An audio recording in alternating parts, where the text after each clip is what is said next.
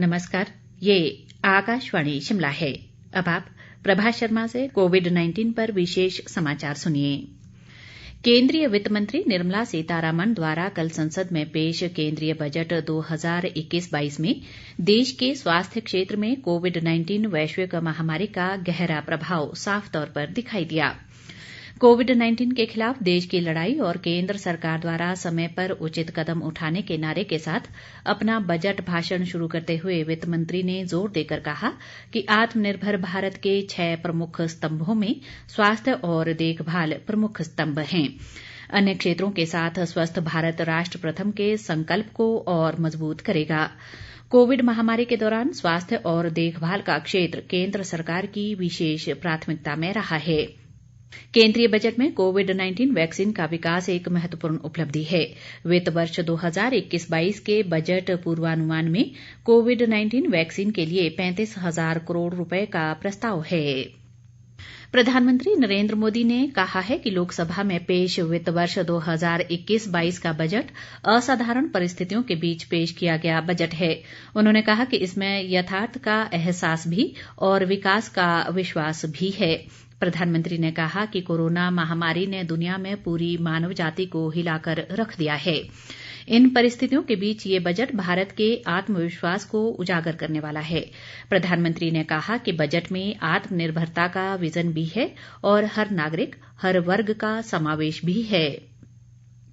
केंद्रीय स्वास्थ्य मंत्री डॉक्टर हर्षवर्धन ने वित्त मंत्री निर्मला सीतारामन के बजट भाषण में उल्लेखित आत्मनिर्भर भारत के 6 प्रमुख स्तंभों में स्वास्थ्य और स्वास्थ्य देखभाल को शीर्ष पर रखने और इससे संबंधित बजट प्रस्तावों का स्वागत किया है। 2021-22 के लिए स्वास्थ्य क्षेत्र में परिव्यय बढ़ाकर 2,23,846 करोड़ रुपए किया गया है, जो इस वर्ष के बजट अनुमानों में 137% की वृद्धि है। कोविड टीकों के बारे में स्वास्थ्य मंत्री ने कहा कि वित्त मंत्री ने इसके लिए 35,000 करोड़ रुपए प्रदान किए हैं तथा आवश्यकता पड़ने पर और अधिक धन उपलब्ध कराने की प्रतिबद्धता व्यक्त की है। हर्षवर्धन ने कहा कि वित्त मंत्री ने बीमारी की रोकथाम, इलाज और देखभाल पर ध्यान केंद्रित किया है। प्रदेश में कोरोना संक्रमितों की संख्या बढ़कर 57,562 तक पहुंच गई है। राज्य में आज अभी तक कोरोना का मात्र एक नया मामला सामने आया है, जबकि इस दौरान 38 लोगों ने कोरोना से जंग जीती है। प्रदेश में इस समय कोरोना के 341 सक्रिय मामले हैं, जबकि अब तक 56,238 लोग उपचार के बाद ठीक हो चुके हैं। राज्य में कोरोना से अब तक 967 लोगों की मृत्यु हुई है।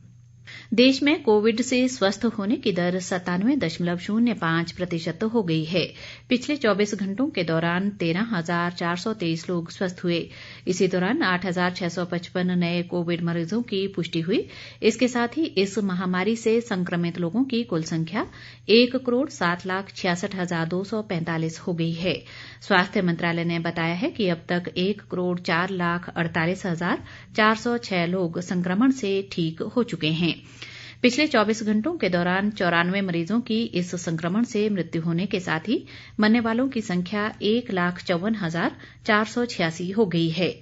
इस समय देश भर में 1,63,353 सक्रिय मामले हैं। केंद्रीय स्वास्थ्य व परिवार कल्याण मंत्रालय ने कहा है कि भारत बायोटेक द्वारा विकसित कोविड टीका कोरोना संक्रमण के नए स्वरूप से भी निपटने में सक्षम है।